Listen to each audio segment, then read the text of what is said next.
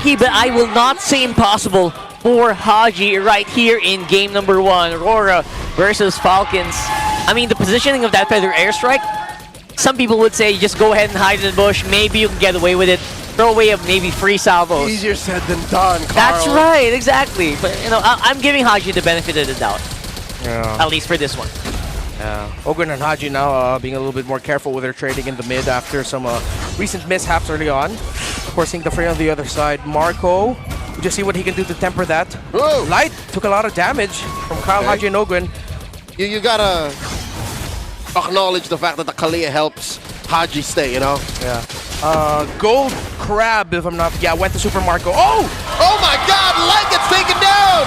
Suddenly, from out of nowhere, with no battle spells used from Falcons! I think none of us expected that to happen. Even our camera didn't really catch that. I didn't see that trade going down. Maybe Light presses Revitalize, or even the Revitalize was not enough to help him survive. In the EXP lane, Flap's doing a good job of handling Edward. Yeah, we go back and restabilize after the trade in mid. Yeah, restabilizing is very important, especially right now that we're all waiting for those level 4s, especially for Falcons here. Kyle comes in, calls in Barbiel off the short end, and pushes them back. Again, 20 seconds off a turtle, he'll have it when the take happens. Yeah. So Takes Falcons over right now for the meantime. We'll get into position first. Edward not yet level 4. Flap's gonna get there. They're gonna get the EXP Crab.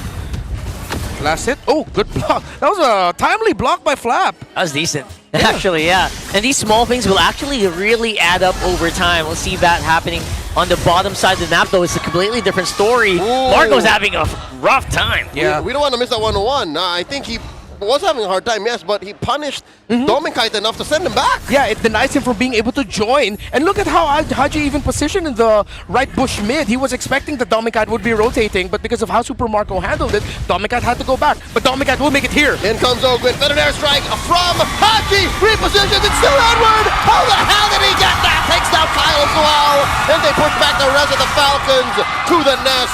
Aurora in the snap wins. And pushing it back despite Marco being in the very prime position to actually take that attack. Very impressive. Edward really took it, and I'm looking for the retry. Where'd the retry go? Yeah, it looked like both retries came out too early. There was still a lot of health at one point. I think it was around 700, 800. In comes Light, taken care of. Flat, gets a kill. Yeah, so this is what Wolf was saying earlier. Aurora are a very opportunistic team. Give them an opening and they're going to go ahead and quite literally dive under your turret just to go and grab it. So Falcons go for some counter jungling, trying to steal the Golem away from the Aurora side. Try to chase up Kyle a little bit in terms of the farm, but Light and Yue will be able to drive them back, but they still get the Golem. Edward takes a lot of gold though up top. A lot of damage on the Kyle. He will be able to call in Barbiel. Save himself from the damage. Light is dropping. Flap gets taken down off camera. Ogwen right in the face of Yue gets popped. And that was difficult. 2 free kills for Aurora. Yeah, it's a lot of off-cam kills as well, I gotta say. There's a lot of kills happening here from unexpected places. Yeah. And very impactful to that. Oh, Light taking care of the flanks. We've seen this happen earlier. Backing out. He has some support from Kyle, but I don't think that's enough. Light and Yue have been controlling this game for Aurora. Light's been really maximizing the unbreakable taunts. And they're not afraid to trade. They're so aggressive with it, which is what you want to see when you're going up against a lineup that has a Farsa having to dance a weird dance in the map with managing minion waves in mid, trying to see if he can join. He's not completely connected with Ogwen. Yeah, look at that Edward comfort on that Lapu Lapu as well, right? Right now, there's a lot to be had, or a lot to be desired for Falcons mid trio, but other than that, I feel like the side laners are actually having a pretty decent time for Falcons. Except Flap. 2 deaths already. Except Flap, yeah, sorry. So he's deciding to cut. They're going to push up top. They're going to get a bit of gold there alongside Child, as they know that, okay, cross-map trade for Falcons Aurora. Falcons have accepted the difficult truth that they cannot touch this turtle. They are protecting the purple just in case as well. And there's a whole lot of gold Kyle is getting on top lane. So far, at the bottom side of the map, though. Can Ogwen get the perfect Tsunami Slam? They will give up the shields on the tier 1, and in comes the rest of them. Domikite survives, but only for a second longer. He gets taken down by Haji. Down goes Light as well. Falcons dogpiles on the front line of Aurora. Flicker feathered airstrike for the KDA machine.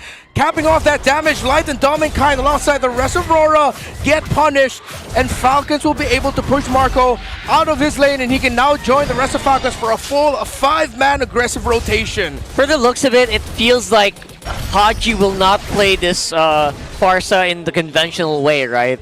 He's just doing it more like as a secondary artillery at this point. He's really relying so much on Kyle and Ogun to get something started first. And it's actually serving Falcon relatively well in that last one. I wonder if they can keep doing that though. Let's see. Dominkai though has been high impact on this fray early on. RORA will still be able to get the push out in the bot. Oh, Kyle? He does still have no ult actually. It's cooled down. It's off of it. They do come on top of him. And they get light. In comes Flap. AOG coming in, stopping the exit. Feather Airstrike underneath tier 2. A lot of damage put onto the front lines of Aurora once more. Edward will survive off of the exit, the dash through the Landshaker. As a 5-man unit, it feels like RORA is just like a wrecking ball coming into this one. I really thought that could have been way worse for Falcons, but it's because they were ready for it. Flap was already on his way down, Super Marco as well. Haji has been great with repositioning with this Farsa, and I have to give it to Ogun and Kyle. They are playing around Haji.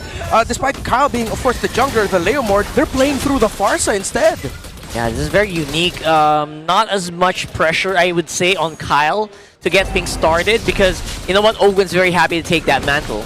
But, again, Purify is just making it so hard for this Kalea to actually pop off as much as we thought it would. Yeah, you want to stop the Freya, but it takes so much to get onto her. Dominkai takes that turtle. Demon Guy takes that turtle scot-free. 3 for 3, 100% for the Northern Lights. And the Falcons are still looking for that opportunity. It's a slow climb towards equal footing. Actually speaking, where's the catch gonna happen here? There it is. There it is. Gets caught out. Flickers back. The answer from Flap, wailing away, torrent form, looking for some crowd control, keeping them underneath tier 2. AOG plus ball freeze is set. A lot of crowd control coming in. Down goes Flap. Where's the damage? Feather Airstrike plus Kyle coming through, taking down Light. One more kill for Falcons. Edward goes down. They take down Kyle. Demon Kite jumps in. That Holy Shield pops.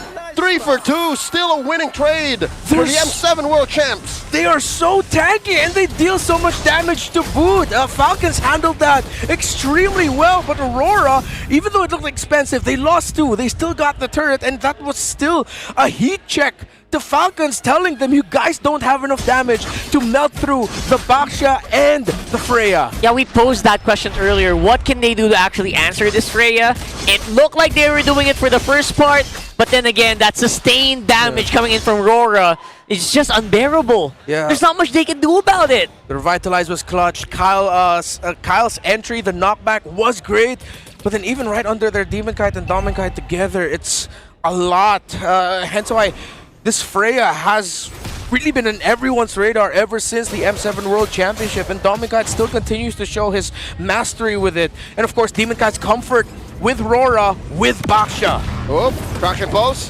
from Yue, flushing them out of that small brush. Falcons struggling to keep even this orange away from the hands of Aurora. Where's the retribution? Kyle gets it with the help of a momentum. Little bit of a room to breathe for Falcons. I don't know if this is a silver lining or a very unfortunate reality for Falcons, but you guys see what I'm seeing, right? They're pretty much handling the fights well.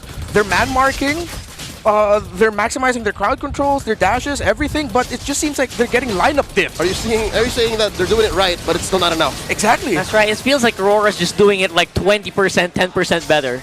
At least, you know, they're doing the right things. And they're getting 100% of all the big objectives. Yeah. All turtles, all lords for Falcons, and look at the level difference. They don't have enough damage just yet on Haji. He only has a glowing wand. Haji had to rotate out of lane a lot, and it also didn't help that, of course, all the objectives went to RORA, meaning that even if Yue wasn't in lane as often, he was still getting the gold through the rest of the team. Uh-oh.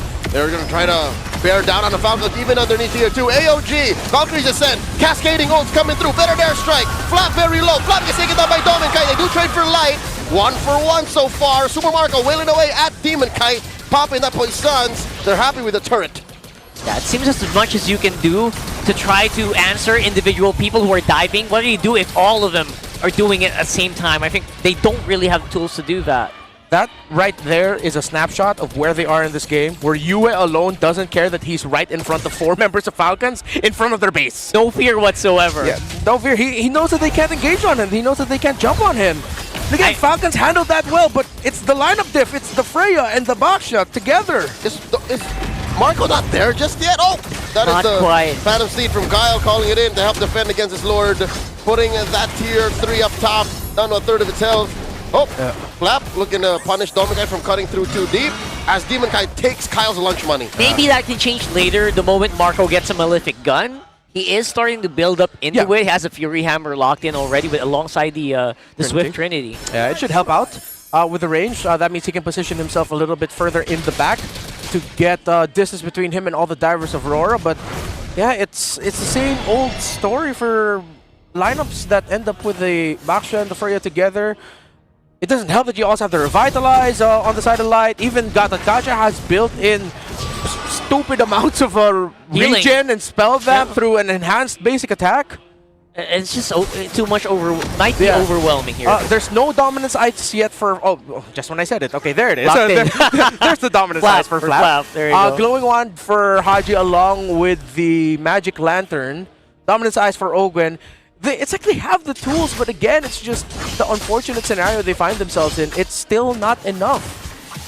It's kind of hard to use those tools when you have like a Valkyrie literally swinging in front of your face. I can kind of, you know, sympathize with their dilemma here.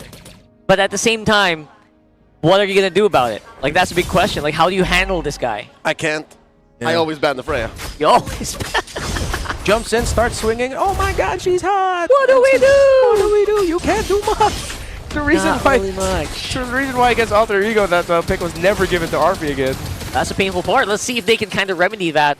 Again, one of the ways that you can do it is maybe catch him by surprise. But he has a Purify. Does have a Purify. That's what I was gonna say next. There's no surprising Dominkai. Yeah, if hey man, if Falcon somehow solves this, that's crazy. We're gonna have to break down how they do. Falcons last season was the only one to come back from a 13,000 gold deficit. That's true. That's also true. They were the only loss of Aurora, so never count them out. Lord here, quickly taken by the Northern Lights.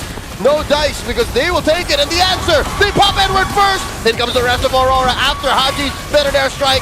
They jump down on the Dominkai. Dominkai underneath 3. Then Flap falls. Light still wailing away. Kyle at half health does not have the Phantom Sting. Gets taken down by Yue. Dominkai finds him, serving up a kill to Yue. Double kill. More stacks for the mid lane wizard. They are too damn tanky. Too much. I also see the problem because Yue is flying alongside Dominkai. So if you're Flap caught in between that, who do you pick? Who do you target? Oh my it's so god! hard. Haji gets caught! And they're in the base! Aurora have a Lord marching through! That's all she wrote! Game 1 goes to Aurora!